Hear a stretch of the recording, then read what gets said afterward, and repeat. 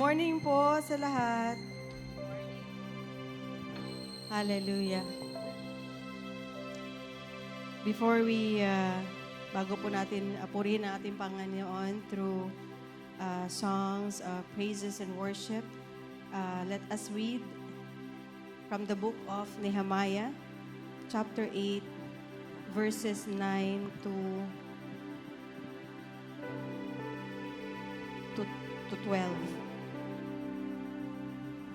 Then Nehemiah the governor, Ezra the priest, and teacher of the law, and the Levites who were instructing the people said to them all, "This day is holy to the Lord your God.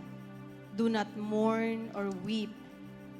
For all the people had been weeping as they listened to the word of the law. Kaya kung naiiyak kayo, pigilan niyo muna. Alright. Nehemiah said, "Go and enjoy choice food and sweet drinks, and send some to those who have nothing prepared. This day is holy to our Lord. Do not grieve, for the joy of the Lord is your strength." Hallelujah. So marami tayong times actually na, alam mo yun, because of sufferings, hardship, yung mga problems natin, wala ka na lang ginawa kundi umiyak. Pero may mga, we're being encouraged according to the Word of God na let's see siguro yung mga times that, you know, na naniniwala tayo na victorious din tayo. Why? 2,000 years ago, Jesus Christ died on the cross for us.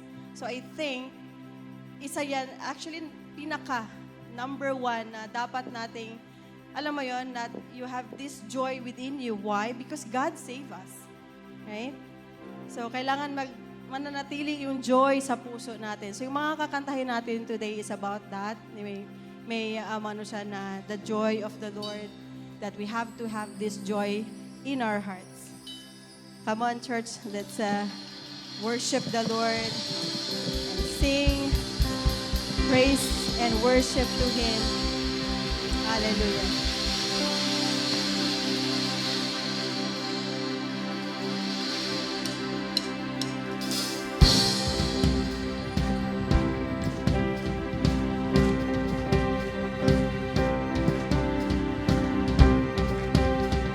Hallelujah.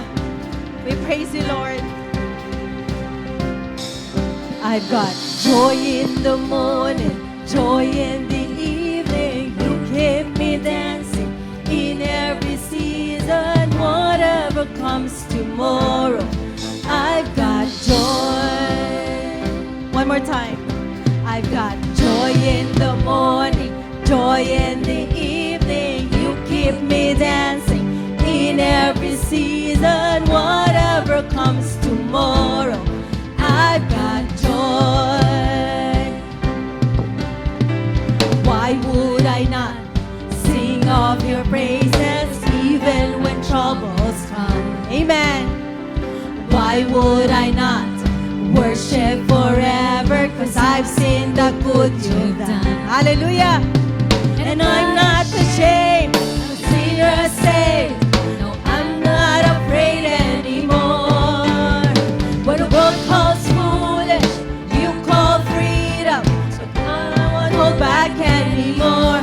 'Cause I've got joy in the morning, hey, joy in the evening. You keep me dancing in every season. Whatever comes tomorrow, I've got joy.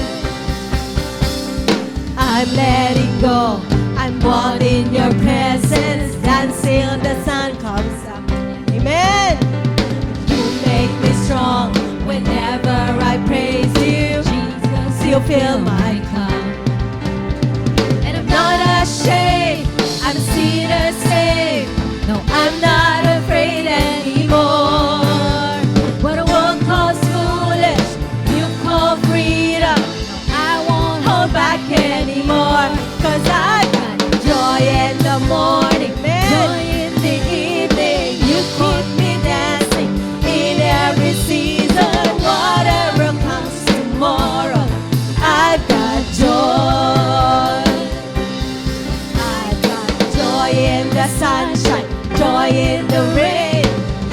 keep me dancing again and again. Whatever comes tomorrow, I've got joy. Joy in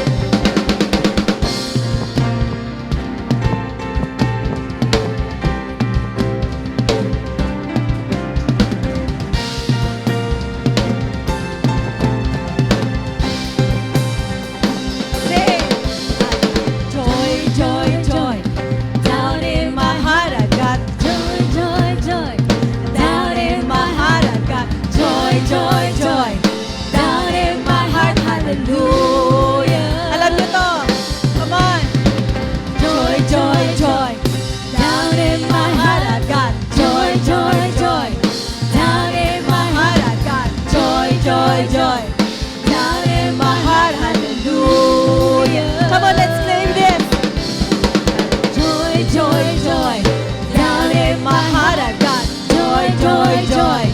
Down in my heart, I got joy, joy, joy. Down in my heart, hallelujah. I got joy in the morning, joy in the evening. You keep me dancing in every season. Whatever comes tomorrow, I got joy. Joy in the sunshine, joy in the rain. You keep me dancing again and again. Whatever comes tomorrow, I've got joy, joy, joy. Down in my heart, I got joy, joy, joy. Down in my heart, I got joy, joy, joy. Down in my heart, hallelujah. I got joy, joy, joy. Down in my heart, I got joy, joy, joy. Down in my heart, I got joy, joy, joy. Down in my heart, hallelujah. Hallelujah, Lord. We praise you, Jesus. And we continue to claim that joy in our hearts, Lord. Hallelujah. Maraming salamat po, Panginoon. All glory and honor, praises is yours, O God.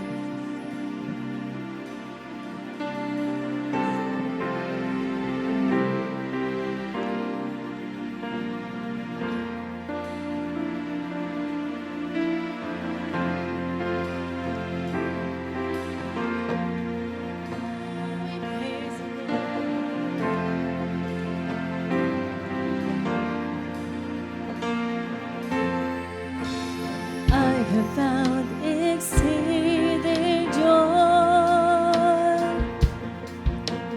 Jesus answered when I called this name that has saved me.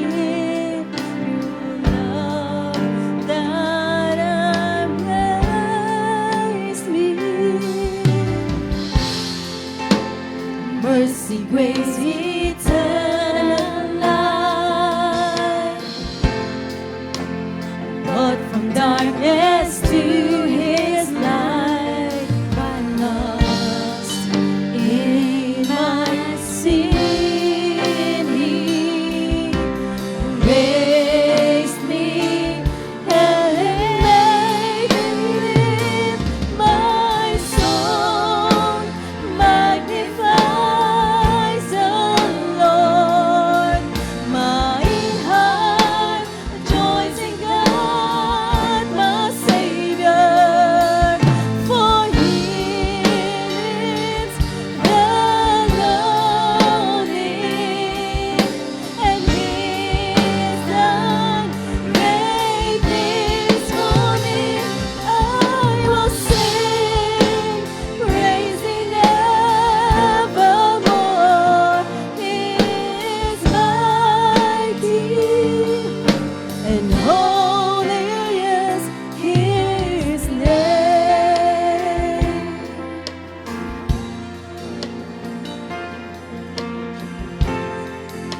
And I will lift my head up high. Sing, church. Praising Jesus through each trial, though I have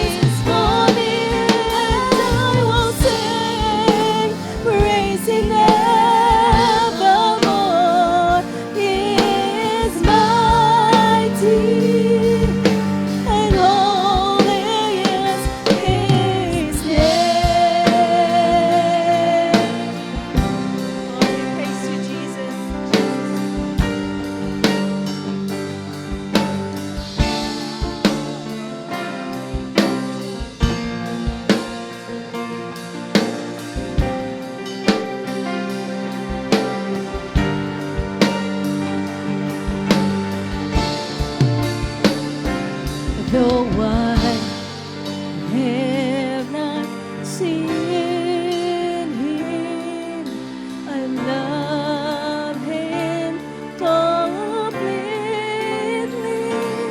My soul magnifies the Lord. My heart joins in God, my Savior, for He lives the lonely, and He's done great things for me, and I will sing, praising evermore. He is mighty, mighty. My soul magnifies the Lord.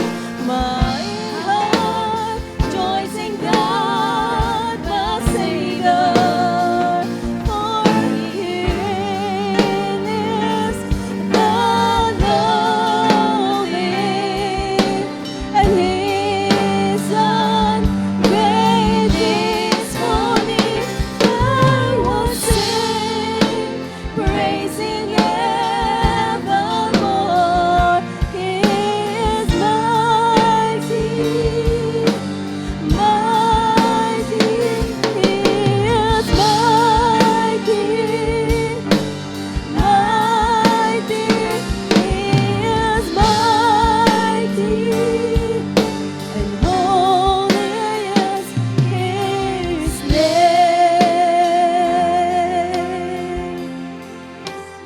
We continue to praise You, Lord God. Hallelujah, Jesus. We praise Your holy name, Lord. Thank You, Jesus. You are mighty. You are great. You are faithful, O God. You are here in the midst of us. And we just wanted to worship and honor You and declare who You are in our lives, Lord. You are the God of all gods. You are the King of all kings. You are our faithful God, and You are the great God whom we serve. Hallelujah, Jesus.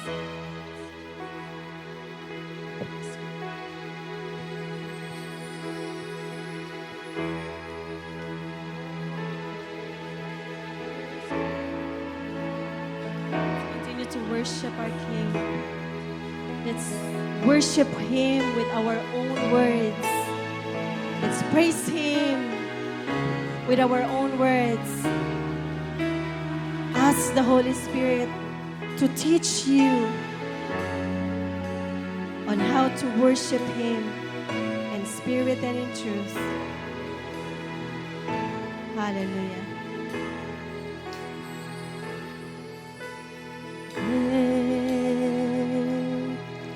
Is the Lord and most worthy of praise.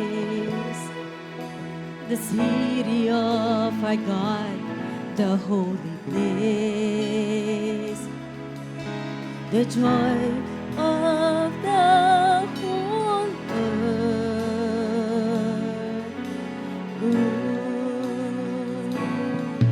See, great is the Lord in whom we have the victory. He aids us against the enemy. We bow down on our knees,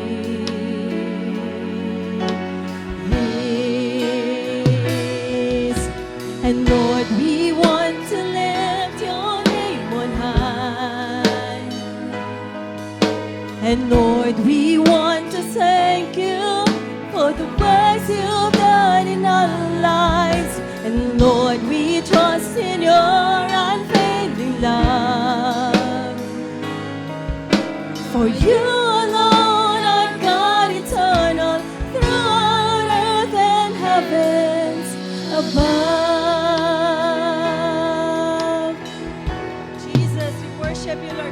church. Great, oh great is the Lord and most worthy of praise. You are worthy. City of our God, the holy place, the joy of the whole world.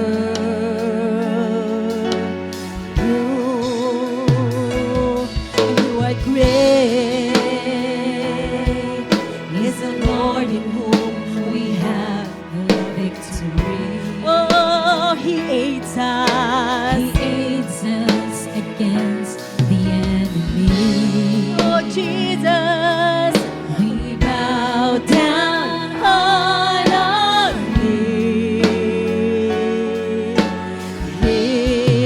knees. And Lord, we want to lift your name on high. Oh, we want to praise you. We want to praise you for the works you've done in our lives. And Lord, we trust in your unfailing love. For you alone. For you alone are God eternal throughout earth and heavens. And Lord, we want to lift your name on high. And Lord, we want to thank you for the works you've done in our lives. And Lord, we trust in your unfailing love. Come on, church, lift your voice. For you alone are God eternal throughout earth and heaven. And Lord, we want to lift your name on high. Oh, we want to praise you, Jesus, And Lord, we want to thank you for the works you've done in our lives. And Lord, we trust in your unfailing love.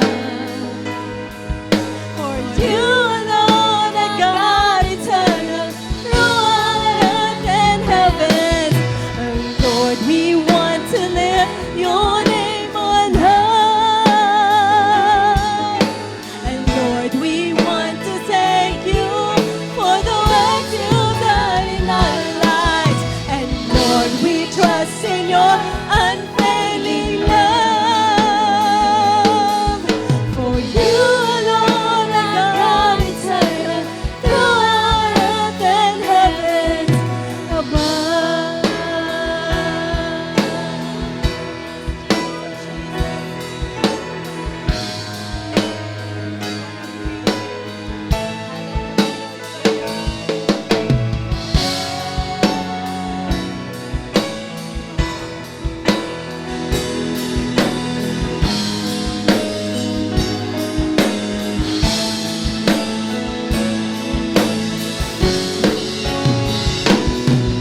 And Lord, we want to lift your name on high.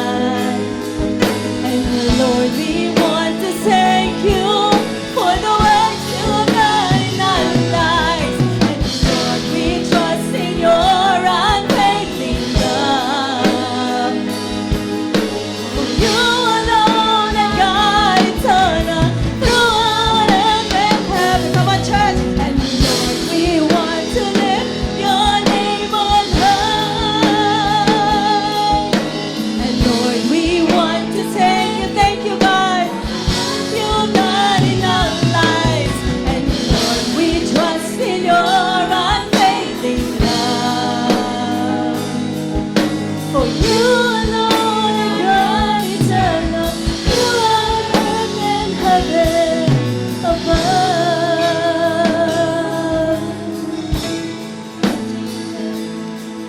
For you alone are God eternal throughout earth and heaven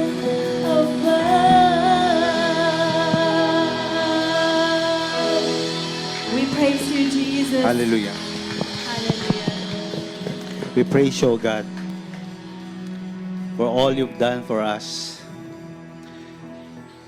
Little becomes much when we give thanks to God. For a few moments, let's take this opportunity to thank our God for what He has done for us during the week.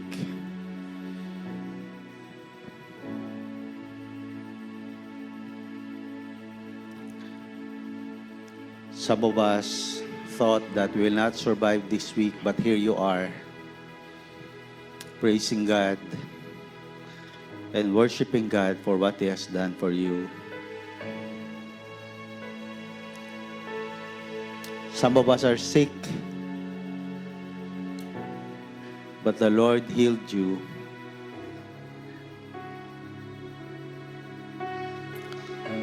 Some of us are in dire needs of finances, but God provided a way, for He will make a way where there seems to be no way.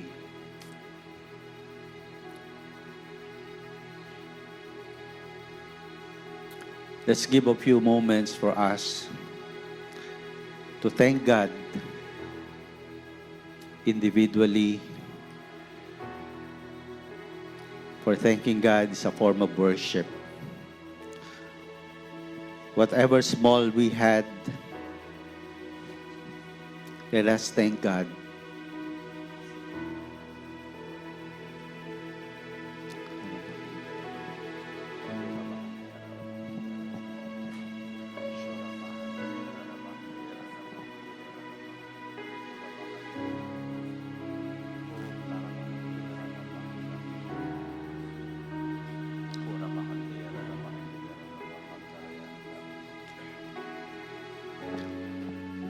Ama naming Diyos, marami pong salamat sa panibagong linggo na binigay mo sa amin. Indeed, Lord, we start the week resting, O God, in the finished work of your Son, Jesus Christ. Help us, O Lord, to store the riches of your grace, O God, in our hearts. Sa buong linggo ito, Panginoon, naway ang iyong pangalan ang aming maitaas. Na kami mabusog, Panginoon, sa iyong salita, sa iyong presensya.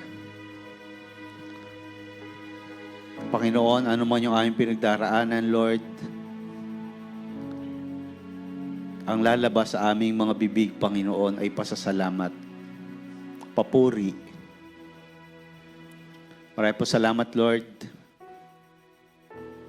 sa mga tao na rito ngayon na dinala mo, Panginoon. You said, Lord, your word will not return void. We have our own needs, and Father, you will meet us at the point of our needs. Maraming po salamat, Panginoon, sa araw na to. We rebuke, Lord, the spirit of destruction in this place. Lord, nilalagay namin ang aming mga alalahanin, ang aming mga kabigatan sa iyong paanan. For your care for us. Maraming po salamat, Lord. Tinatas namin ang araw na to. Pagpalain mo, Panginoon, ang magbabahagi ng iyong salita. Pinubuksan namin ang aming puso, ang aming kaisipan, upang tanggapin ang iyong salita ng buong galak. Maraming po salamat. Ito po ang aming dalangin sa tamis na pangalan ni Jesus. Amen and amen. Good morning po, mga kapuna-pon lahat.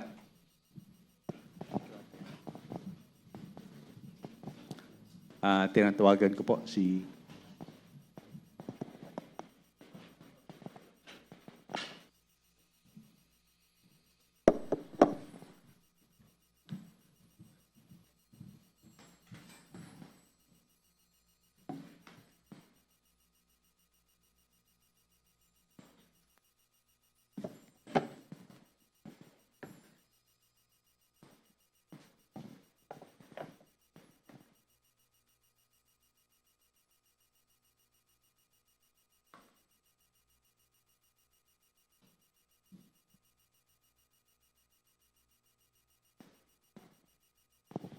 And good morning po sa inyong lahat. medyo pasensya na, naninibago akong tumayo sa pulpito. Parang hindi na ako sanay. Pati yung tablet ko, hindi ko lang paano gamitin na ata. So welcome po this morning sa ating gawain, and God has been so good, no po, for the few months na wala kami dito. Nag-alaga ng apo, no? Maraming mga nangyari sa buhay, may karamdaman, but God has been faithful. No? Sabi nga kanina ni Ate Jen, no? Yung joy of the Lord. No? Pero minsan, di ba, totoo lang sa buhay natin, andun tayo bilang Kristiyano, pero hindi natin maramdaman yung joy ng Panginoon. It reminds me kanina ng isang istorya ng isang lalaki. Binata siya, coming from the province, went to the city to study in a university, at he attends a good church. Pero ang nangyari sa kanya is that na-involved siya sa isang babaeng unbeliever. At the same time, they have this casual sex every now and then. Tapos, pag weekend, dahil nasa dorm siya, napapasama siya sa inuman, sa mga ka-eskwela, sa mga ka-dormmate. At the end, kino-question niya yung sarili niya. Bakit may kabigatan ng puso? Bakit yung joy ko ng Panginoon hindi ko maramdaman? On the other side, there was this story naman ng isang babae, no? A young professional. She was very active in the church. Get involved in a small group, ministry, Bible study, prayer meetings, Sunday services. Talaga nandun siya lagi. But at the end of the day, meron siyang prayer request sa Panginoon. Na for so many years, hindi rin sinasagot. Lord, magka-boyfriend lang ako. Parang natawa kayo. Hindi to. Wala akong pinapatamaan dito. Wala akong pinapatamaan dito. Kanto, istorya. Yun yung request niya. Pero at the same time, no, nararamdaman din niya yung, Lord, bakit hindi mo sinasagot yung prayer ko? After doing all these things, being faithful to you, hindi mo sinasagot. Pareho din siya nung una, yung lalaking kinuwento ko. Both of them, hindi nila naramdaman yung joy of the Lord. Half-hearted yung kanilang relasyon sa Panginoon. In the story that we will read this afternoon from the book of Exodus, ito yung gusto kong makita natin. No? That yung buhay ng isang Kristiyano ay nagiging miserable kung meron tayong half-hearted.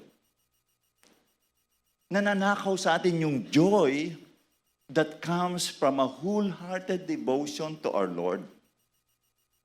At pag nakita po natin itong storya ng Exodus chapter 35, makikita natin yung wholehearted generosity ng mga tao noong panahon na yon. United in the joyful work of the building of the Lord's dwelling place. So basahin po natin to. Medyo mahaba lang po. Pag ako kasi nagpipreach, parang, naku, ang haba lagi ng text ni Pastor. Pasensya na kayo pag matanda talaga. So, ang laki kasi nito. No? So, it takes us 30 minutes bago ko matapos to. Teka, ito. So, from the NIV version, Exodus chapter 35, verses 4 to 29. Moses said to the whole Israelite community, "This is what the Lord has commanded. From what you have taken an offering for the Lord, everyone who is willing to bring the Lord an offering of gold, silver, and bronze, blue, purple, and scarlet yarn, and fine linen, goat hair, ram skin, dyed red, and another type of durable leather, acacia wood, olive oil for the lights, spices for the anointing oil, and for the fragrant incense, and onyx stones and other gems to be mounted on the ephod and breastpiece. All who are skilled among you are to come and make everything the Lord has commanded: the tabernacle with its tent and its covering, clasp frames, crossbars, posts, and bases. The ark with its poles, an atonement cover, and the curtain that shielded it. The table with its poles and all its articles, and the bread of the presence, the lampstand that is for light with its accessories, lamps and oil for the light, the altar of incense with poles, the anointing oil, and the fragrant incense, the curtain for the doorway at the entrance to the tabernacle, the altar of the burnt offering with its bronze grating, its poles and all its utensils, the bronze basins with its stands, the curtains of the courtyard with its posts and bases, and the curtain for the entrance to the courtyard, the tent pegs for the tabernacle and for the courtyard, and the ropes, the woven garments worn for ministering in the sanctuary, both the sacred garments for Aaron, the priest, and the garments for his sons when they serve as priests. Then the whole Israelite community withdrew from Moses' presence, and everyone who was willing and whose heart moved them came and brought an offering to the Lord for the work of the tent of meeting, for its all services, and for the sacred garments. And all who are willing, men and women alike, came and brought gold jewelry of all kinds, brooches, earrings, rings, and ornaments.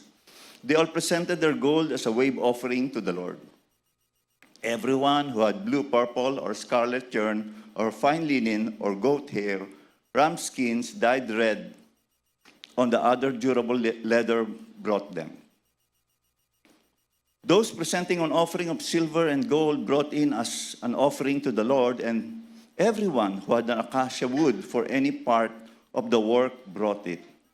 Every skilled woman spun with hands and brought what he had spun, blue, purple, or scarlet yarn, or fine linen. And all the women who are willing and the skilled spun the goat hair. The leaders brought onyx stones, other gems to be mounted on the ephod and breastplate. They also brought spices and olive oil for the light, and for the anointing oil, and for the fragrant incense. All the Israelites, men and women who were willing, brought to the Lord freewill offering for all the work the Lord through Moses had commanded them to do. Kinapos ng hininga ang lolo. Ito po yung ating text. Si Lord, alam niyo po ba na ayaw niya tayo bilang mga mananampalataya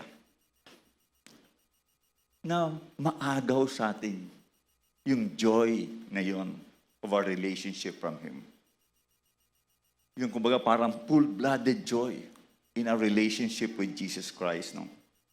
And the aim po this morning is for the people of God give themselves with visibly transformed hearts in a wholehearted obedience to God.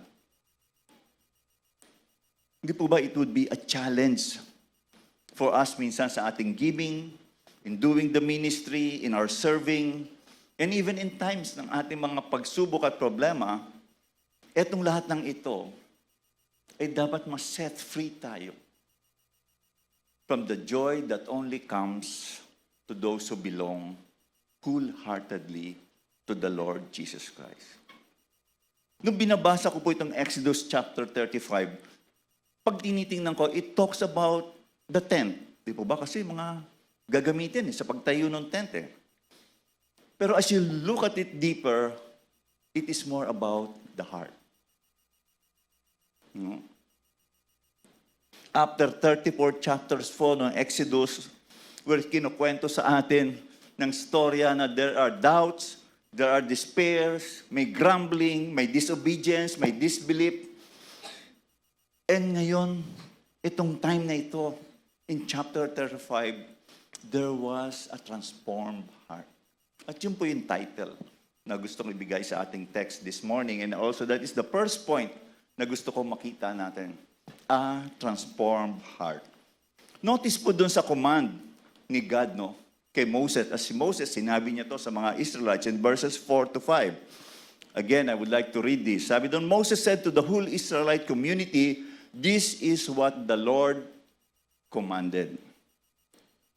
From what you have, take an offering for the Lord, everyone who is willing is to bring to the Lord an offering of gold, silver, and bronze. Notice the word willing. In other version po sa NLT, it's about generous heart. Yung sana rin gusto kong title eh. Generous heart. Kaya lang. No. Makita natin yung response ng mga tao in this command na binigay ni Moses. In verses 21, 22, sabi doon, and everyone who was willing. No? Willing.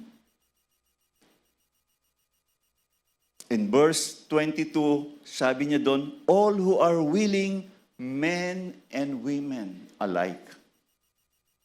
In verse 26 po, sabi na, all the women who are willing. In verse 29, which is a summary verse, all the Israelites, men and women who are willing, brought to the Lord the freewill offering for all the work through Moses had commanded them to do. Kaya po gusto kong makita natin dito sa storyang ito, it's about the heart of these people.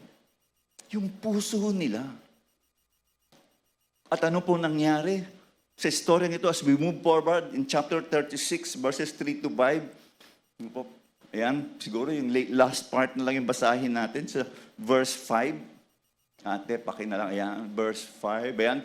And said to Moses, the people are bringing more than enough for doing the work the Lord commanded them to do. So yung mga craftsmen, sabi nila kay Moses, pigilan mo na yung mga tao eh. There's so much na binibigay nila. Tama na.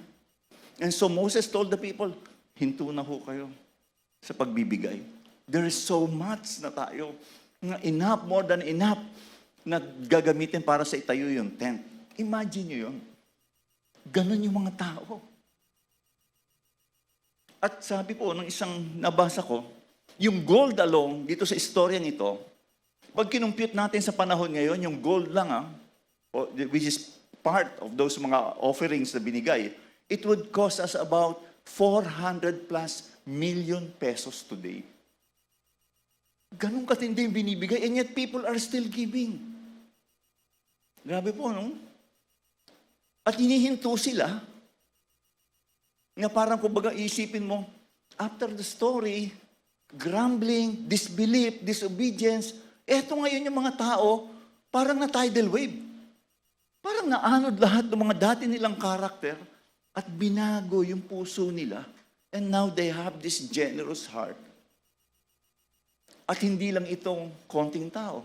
Pag tinignan natin dito sa story at binabasa natin, it's a universal. All the people are involved dito. Kaya nga po itong text na to, kung titingnan natin, we could divide it into two. In verses 4 to 19, it's all about the command. And the rest ng text natin from 20-29, it's all about the response of the people to that command. The whole thrust of the people's response is that everyone, you have to notice, everyone, every type of person, brought what they could, men, women, ordinary person, leaders, skilled, unskilled, every one of them did their part. Sabi nga po again, babalikan ko yung verse 21 to 22, kung meron kang gold, sabi doon, ito yung sinasabi na yung mga tao, in verse 21, 22, meron silang gold. Yun ang dinala nila. If they have a textile, in verse 23, everyone who had blue, purple, or scarlet yarn, or fine linen, yun ang dinala nila. Yung mayroong iba naman, may silver, bronze, or woods, in verse 24, lahat ng iyon, pinresent din nila as an offering. Yung iba naman, skilled workers sila. In verses 25 to 26, every skilled woman spun with her hands and brought what she had spun, blue, purple, or scarlet yarn, or fine linen, and all the women who are willing and had the skill spun the goat hair. Ano yung meron ka? Ano yung talent mo? Ano yung skill mo? Binigay nila yun. All the gifts that they have, isinare nila. Hindi lang nila in-share, kumbaga makikita natin, they share it generously, willingly, for the construction nitong tent na to. At ito yung response na ipinapakita sa atin ng Book of Exodus. Itong response na ito ng mga tao.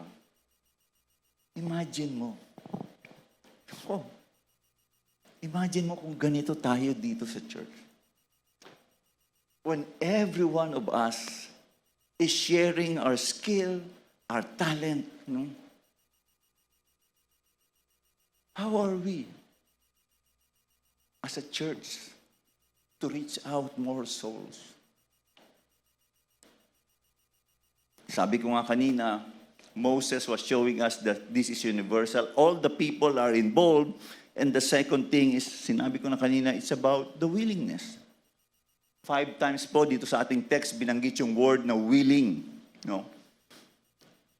Pero yung willing po, hindi to optional. Ay, gusto kong mag-serve ngayon. Next week, wag muna. Kasi may concert eh. Gusto ko magbigay ngayon. Pero next week, hindi muna. Hindi optional eh. The text reminds us that from beginning to end, etong response na ito to the Lord's command ay hindi optional or hindi parang tip sa restaurant na nagdadagdag ka pa, nabibigay mo sa waiter, but it is a matter of obedience. Obedience. Sa pagsunod mo sa utos ng Diyos. Hindi rin ito discretion or a choice, no? Sa atin, para desisyonan natin, gusto ko bang gawin? Ayoko. Hindi. Sabi ko nga kanina, it is a matter of Christian obedience. Alam niyo po, na-correct ako dito nung nabasa ko itong isang sentence na to. It is wrong for a Christian not to be generous. Hindi ko ito nabibigyan ng pansin. Although yes, dito sa ating text in verse 29, it talks about freedom, free willing offering. Di ba? Pastor, di ba choice yan? Kailangan gusto mo din. No, the text is trying to tell us it's about obedience. Not only obedience to the word, but yung generosity to give what you have to the Lord. Sabi ko nga kanina in Exodus chapter 1 to 34, no? It talks a lot about the heart. Bakit heart? Sabi doon panahon na yon, matigas ang puso ng mga Israelites. Hanggang sa storya ng chapter 34, matigas yung puso nila. At doon pinapakita sa atin na kung sino yung mga Israelites. Nag-grumble sila, hindi nila sinusunod ang Diyos. I think alam niyo yan sa storya ni Moses, nasa desert sila nung panahong ito. Kaya nga po minsan may nagsasabi na ang Kristiyano daw, ang huling nakukonvert, alam mo kung ano? Yung wallet. Na born again lahat, pero yung wallet hindi. Pero I believe it's not true. No? Dito sa story ito, makikita na the very first sign nung naunawaan nila kung sino ang Diyos sa kanilang buhay at kung anong ginagawa ng Diyos sa kanila, especially dito sa istoryang ito, lahat ng kanilang matigas na ulo, yung kanilang rebellion, no? Lahat ng yun nawala. Anong pumalit sa kanila? Yung pusong generous. Hindi lang generous, dito sa story na ito, binibigay nila lahat, bagyo, yung dating eh. Parang pinasukan ng tidal wave eh. Lahat, todo na, inaawat na, tama na. And you know, it is a beautiful picture pag tinitingnan natin. A joyful picture. All the people, isipin niyo yun, picture niyo yun, binabasa mo siya at nakikita mo, all the people were serving God. And hindi ba ang sarap to be part of that kind of work? A joyful work serving the Lord. Meron nga po nagsabi, the highest honor a person can have in connection with anything they possess is to see to it given to God, owned by God, and used for His honor. Ulitin ko po. The highest honor a person can have in connection with anything they possess. It is given to God, owned by God, and used for His honor. Every time na makikita nila yung tent na yon, o siguro kung tayo nandun tayo sa picture at ilalagay natin yung ating buhay na nandun tayo. Makikita nila yung tent na natayo na. Si David, binigyan niya ako ng pictures. Hindi ko lang para ipakita sa PowerPoint. Makita niyo yung picture nung tent na yun, no? And you would always remember and say, alam mo, may part ako dyan eh. Di ba yung proud ka na kasama yan nung tinayo ako eh. Andyan kami. Nare-remind sa kanila, you know, na I was part of that work of God. That great work of God. And also it reminds them, ito yung panahon na binago ng Diyos ang puso ko. At nakasama ako para gawin yung tent na yan. Tayo ba? Gusto ba natin na, siguro kung nandun tayo sa sitwasyon yun, sabi ko nga kanina, gusto ba natin maging part nun? Or nandun lang tayo sa isang tabit, nandun tayo, sige, tingnan nga natin. Kung ano magiging, di ba? Or tayo yung actively involved in saying, Lord, naalala ko tuloy, storya nitong church boat, Barry. Di ba? Nung tinatayo ito, di ba, nung nakita natin na may mga nag-i-improve, di ba, parang, Lord, pagod eh. Pagod yung mga senior ngayon, pagod eh. Hirap eh. Pero yung joy, after yung church, nandiyan na nakikita mo na. Ito rin yung tingin kong feeling nila during the time. Oh Lord, thank you for using us to be a part of that. Thank you na kapag-contribute kami in the construction of the house where you live. Imagine mo yun, to be part of that. To be part of the house where God would dwell. Di ba? Sobrang joy yun. Sobrang honored God to be part of it, no matter how simple, how small you have given. Di ba nandun yung joy mo, and you would say, what a beautiful thing that happened in my life. Pero may isang question. Anong nangyari sa istorya at from being stubborn, disobedient people, biglang nagbago sila at nagkaroon ng transformed heart? What produces on them a transformed heart? Kasi nakita natin sa storya, di ba? Talagang willing sila ibigay lahat kung anong meron sila. Ito pa pala yung tanong. Di ba, itong context na to, nasa disyerto sila. Saan ang galing yung mga ginto? And di ba, Pastor, before this, gumawa pa sila muna ng mga, binigay nila yung mga gold nila, yung other jewelry sila para itayo yung golden cup. Hindi na ubos doon. Meron pa silang binigay at ang dami nilang binibigay. Saan ang galing yan? Nomad sila sa desert. Slave sila sa Egypt nung umalis sila. Saan nakuha yung mga gamit na yun? Minsan magandang istorya ng Bible, no? Looking back in chapter 3 ng Exodus, sinabi ni God sa kanila bago sila umalis, you will plunder the Israelites. At lahat ng mga golds na yon na meron sila, galing yun sa mga Egyptians. Dala-dala nila in the desert. At yun ang ginamit nila. Baka akala nyo biglang mayayaman talaga sila kahit slave, di ba? Kaya ngayon talagang mga Israelites mayayaman sila. Hindi pa. Si God yung nagbigay sa kanila during this time. Sabi ko nga, ito, babalik tayo sa point na, paano nagbago ang puso nila? Paano? Ito po yung second point na gusto ko makita natin sa storya. The heart transformed by grace. Ito po yung panahon na talagang pag inisip nyo, yung nakikita lang natin, nagbigay, pero ito yung panahon na pag tinignan natin and looking back in the story, yung mga Israelites na ito, nangyari sa kanila is what? Dahil dinisobey nila ang Panginoon, sabi ni God, hindi na ako sasama sa inyo. You are stiff-necked people. Imagine yun, sabihin ng Panginoon, wala na kayo sa akin. Sinabihan niya si Moses, kayo na lang pumunta. Sabi ni Moses, Lord, if you will not go with us, we will not go.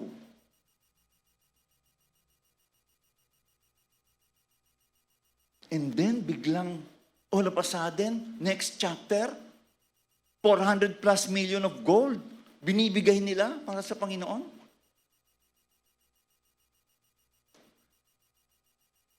Bakit? Bakit po ganun? Sabi po ng chapter 33, verses 1 to 6, and I want you to look back on this para maunawaan natin, makita natin, what changed their heart? Then the Lord said to Moses, leave this place, you and the people you brought up out of Egypt, and go up to the land I promised an oath of Abraham, Isaac, and Jacob, saying, I will give it to your descendants. I will send an angel before you and drive out the Canaanites, Amorites, Hittites, Perizzites, Hivites, and Jebusites. Go up to the land flowing with milk and honey, but I will not go with you because you are a stiff-necked people, and I might destroy you on the way. When the people heard these distressing words, they began to mourn, and no one put any ornament. For the Lord had said to Moses, tell the Israelites, you are a stiff-necked people. If I were to go with you even for a moment, I might destroy you. Inulit-ulit. In verse 3, now take up your ornaments and I will decide what to do with you. So the Israelites strip off their ornaments at Mount Horeb. Imagine itong senaryo ito. Yes, pupunta kayo sa promised land kasi sinabi ni God, pupunta kayo. Pero yet sabi ni God, hindi ako sasama sa inyo. Dahil pag sumama ako sa inyo, sa tigas ng ulo nyo, mapapatay ko lang.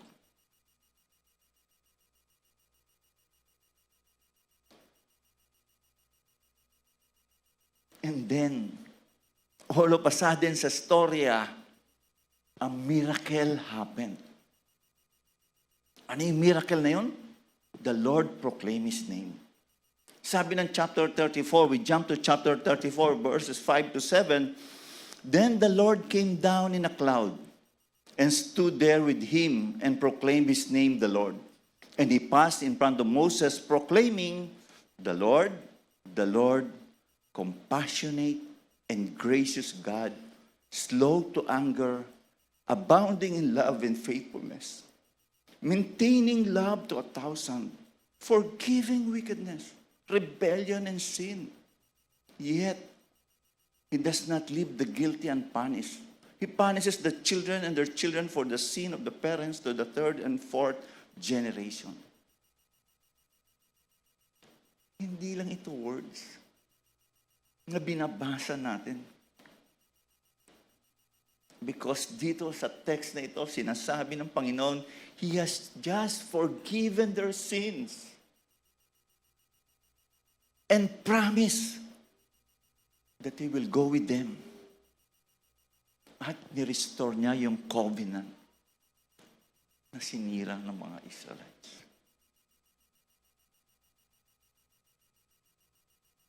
Grabe.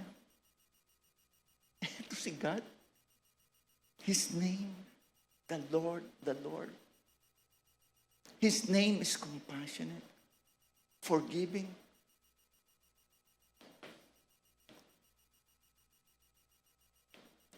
Yung mga tao, ngayon, they have the opportunity again to respond to God. Ito ako.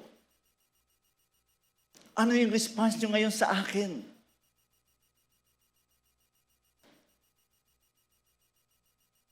Di ba grace yun?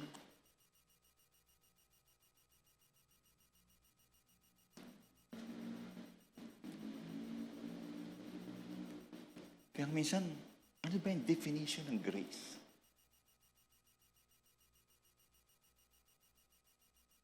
Minsan sinasabi natin, pag grace, pastor, si God kasi bait siya. Kaya I decided to follow Jesus. Kasi generous siya. Yung karakter niya. Kaya nga, ginagaya ko siya. Kaya ako rin generous. Or to some, Grace is another adjective of who God is. Pero dito sa story ito, nakaharap nila ang Diyos face to face. Nakita nila yung grasya ng Diyos. Na-experience nila yung grasya ng Diyos. Parang kumbaga, nandun ka na sa bundok sa tuktok, sa dulo ng bundok para tumalong ka sa bangin. Andun ka na sa senaryo yun. Ang tingin nila sa buhay nila, wala na kami. Ayaw na ng Diyos sa amin. Iiwan niya na kami. At alam naman natin na they don't deserve anything from God. They disobeyed God so many times. From Egypt, nilabas sila the plagues, the miracles, nakita nila, and yet, they did not believe and trust God.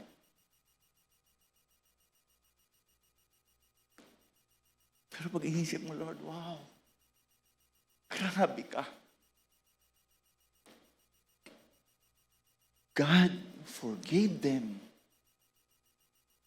Kahit na ganun pa sila. Alam mo, hindi lang ko pinatawad Pag tinignan natin yung storya, at sinabi niya kung sino siya, the Lord, compassionate and gracious, slow to anger, abounding in love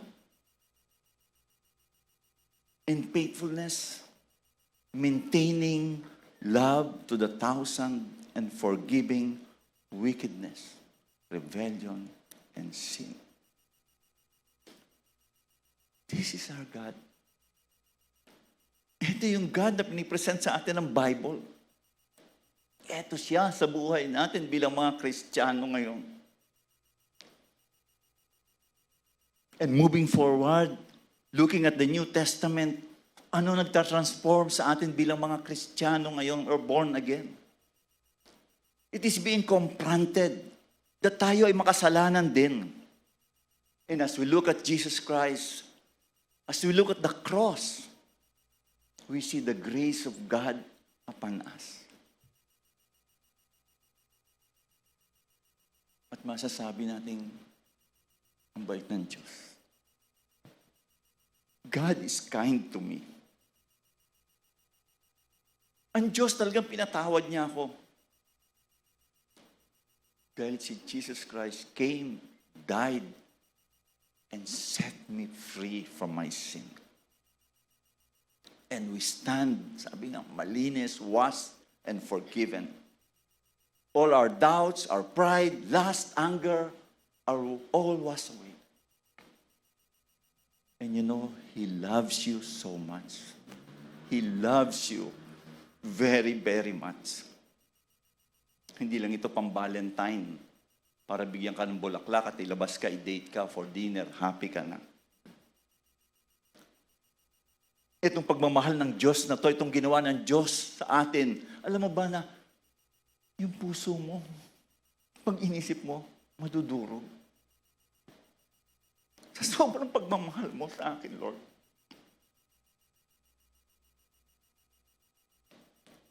Kung yung buhay natin minsan messed up Minsan half-hearted tayo sa ating relasyon sa Panginoon. Nandun lahat yung galit sa puso natin minsan. O yung mga wallet natin naiiwan sa bahay. Pag magsisimba. O reluctant tayo to do things for our Lord. Maybe the real problem pag na-realize natin is that, are we forgiven? Talaga bang naranasan ko yung kapatawaran ng Diyos? Or, nakalimutan ba natin na pinatawad tayo ng Diyos sa ating kasalanan? Or minsan naman, we feel na, Lord, ang dami ko nang binigay sa iyo Sobrang na ata yung paglilingkod ko Lord, ang hirap mo palang paglingkuran. Ang dami mong demands. Kaya minsan, yun nga, half-hearted yung feeling mo. Kahit na nandun ka, nag-attend ka ng church, nandito ka ngayong umaga, kumakanta ka, tumataas ang kamay mo, naluluha ka, naiiyak ka. Nagli-lead ka ng small group or being part of a small group. Kinukwenta mo lahat yung minuto na nasa simbahan ka, Lord, maghapon ako paglinggo sa church. Lord, nagbibigay ako sa iyo more than 10% pa. Parang ang Diyos pang may utang sa iyo. Dahil sa ginagawa mo. At minsan, yun yung dahilan mo para sabihin na, Lord, tama na. Sobra na yung binibigay ko sa iyo. Madami na ako sinakripisyo eh. And then, yung puso mo naging miserable. Nawala na yung joy. At alam natin, mali yun. So this year, diba? Maaga pa naman ang panahon. Wala pa tayo sa kalagitnaan ng 2025. Maybe you miss that joy of serving, worshiping the Lord.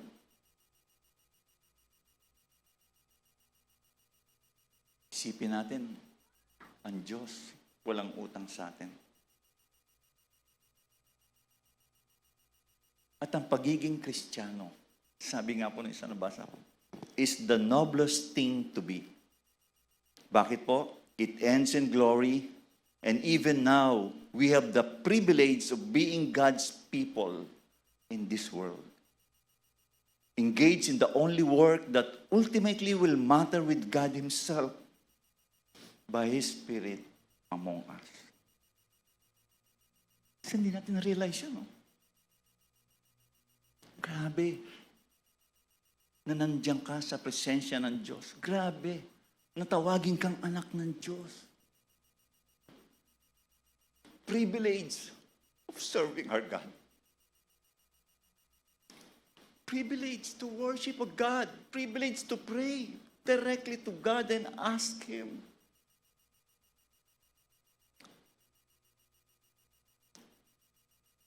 Ngayong umagang ito, hindi na po tent yung pinag-uusapan natin. Kasi wala namang pong tent na. Eto tayo, as a church, is the Lord's tabernacle.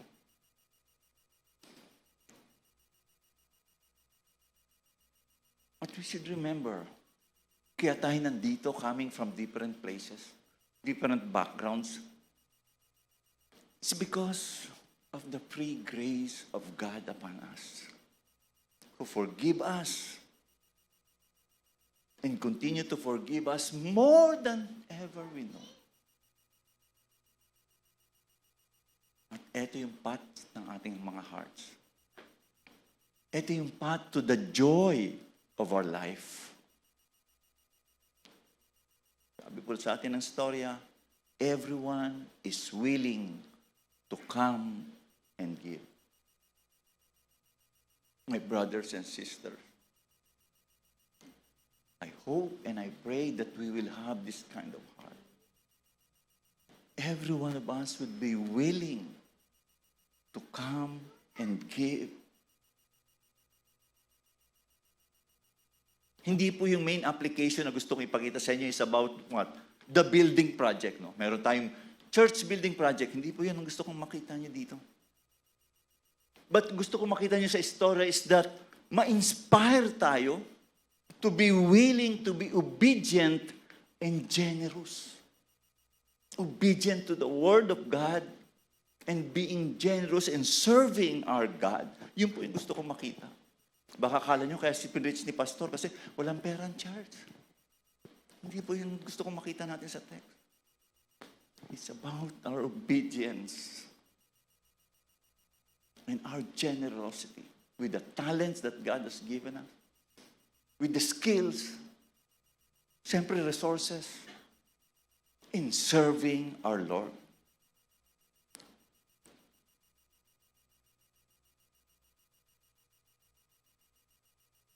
Yung panahon na yun po,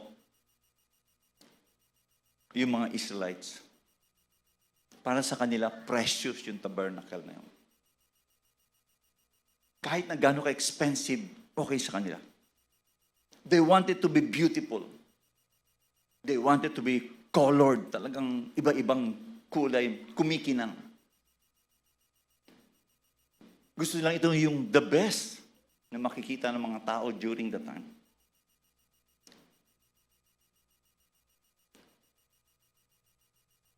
Kasi nandun yung presensya ng Panginoon. Pag inisip natin, doon nila imimit ang Diyos. Ganon ka-importante yun.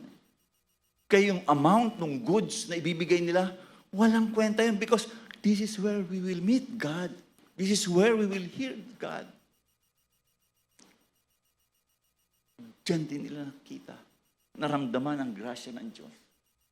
For us today, sabi ko nga kanina, wala na tayong tent. Di ba? Ano yung presence ni God sa atin? Our brothers and sisters in faith.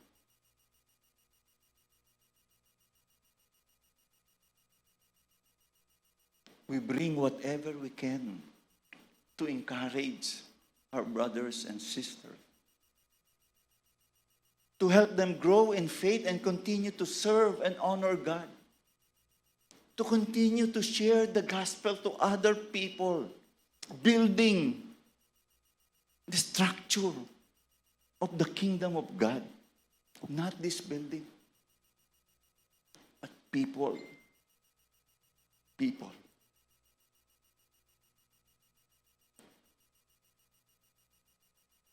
Kaya nga po ito yung prayer ko para sa atin.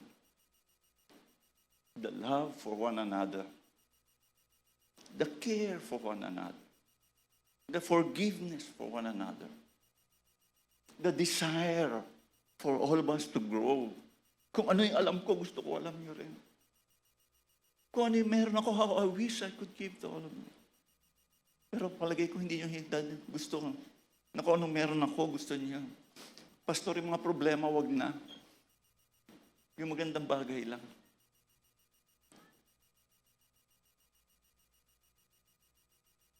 In the end,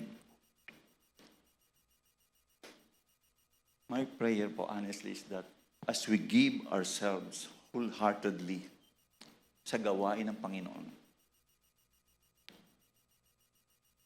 I'm sure to you and guarantee you will find joy in the presence and in the grace of God. Tayo po'y manalangin. Panginoon, salamat po muli sa words mo that remind us of who you are sa buhay namin. Lord, just like the Israelites during the time of Exodus, our prayer, Father God, is that you transform our hearts, Lord. Give us a generous heart to follow you, to obey you in everything. Lord, patawarin mo kami sa mga panahon na pareho ng mga Israelites during the time we doubted you, we disobeyed you, we rebelled against you. Kaya nga, nandun yung panahon din na as we look back, ang bigat ng aming puso. Wala kaming kapayapaan. Hindi namin ma-experience yung the joy of the Lord is our strength. And Father, yung desire namin right now, not only for us, but for our families, for our brothers and sisters dito sa church na to, restore to us the joy of our salvation. And Lord Jesus, thank you so much for the grace that we have experienced. And help us, Lord, to share this grace to other people around us. I pray, Lord, that you bless everyone who are present here and their families, Lord. Thank you for their generous heart. Thank you, Lord, for their lives, for being part of the ministry work dito sa GRCF. But most of all, Lord, we say thank you to you. You provide us, you strengthen us, you're compassionate, you're loving to all of us. In Jesus' name we pray. Amen. Amen. Magandang umaga po muli sa inyong lahat.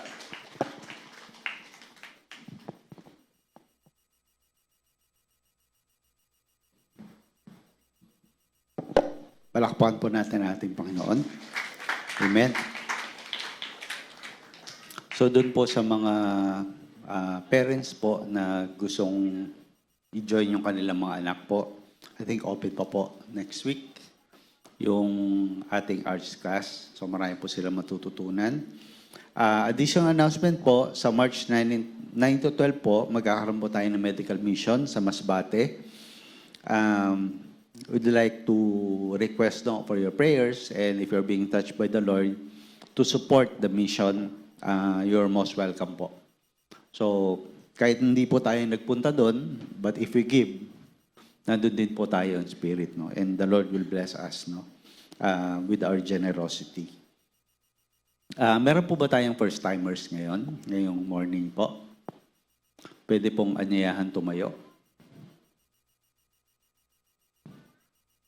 Wala po. Okay po. Sige po, tayo po lahat ay tumayo at ipanalangin po natin yung ating ikapo at kaloob. Ama naming Diyos, marami pong salamat sa kabutihan mo.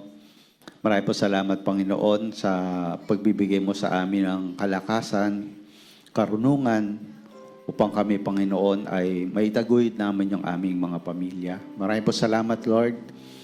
And we pray, Lord, for the administrator of these funds, Lord, that it will be used for the furtherance of your kingdom. Marami po salamat, Panginoon. Ito po aming dalangin sa Panginoon ni Jesus. Amen. Bago po tayo mag-iwahiwalay, pwede po natin kamayan yung ating mga katabi and speak God's blessing upon them po. Pwede po tayong gumalaw-galaw.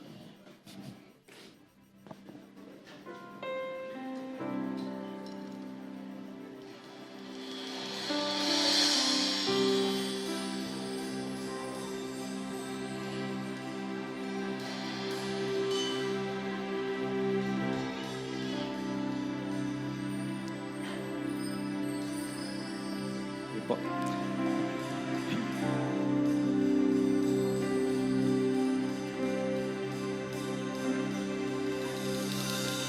May the Lord bless you and keep you. May the Lord make His face shine upon you and be gracious to you. The Lord lift up His countenance and give you His shalom peace. God bless you po. God be a blessing to others.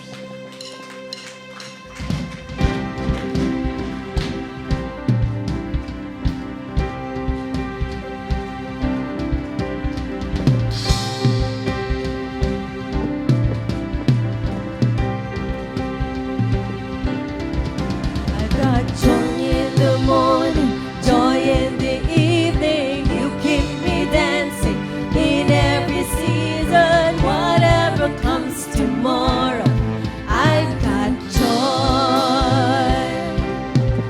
I've got joy in the morning, joy in the evening. You keep me dancing in every season. Whatever comes tomorrow, I've got joy. Why would I not sing of your praises even when troubles come? Hallelujah. Why would I not worship forever? 'Cause I've seen the good you've done. Amen. And I'm not ashamed. I've seen us say, I'm not afraid anymore. What a world calls foolish, you call freedom. No, I won't hold back anymore. 'Cause I've got joy in the morning, joy in the evening. You keep me dancing in every season. Whatever comes tomorrow, I've got joy. I'm letting go, I'm walking in your presence. Until the sun comes up. Amen. You make me strong whenever I praise you. Jesus, you fill my cup. Come on. And I'm not ashamed. I see the same. No, I'm not afraid anymore. What a world calls foolish, you call freedom.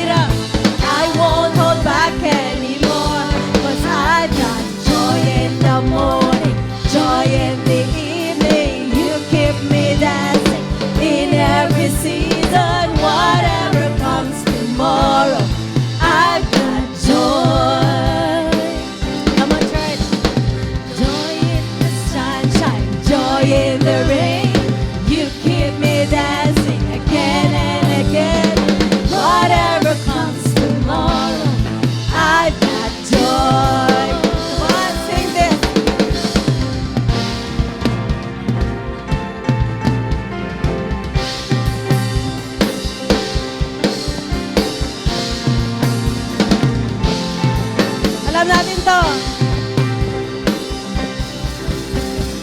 Joy, joy, joy. Down in my heart, I've got joy, joy, joy. Down in my heart, I've got joy, joy, joy.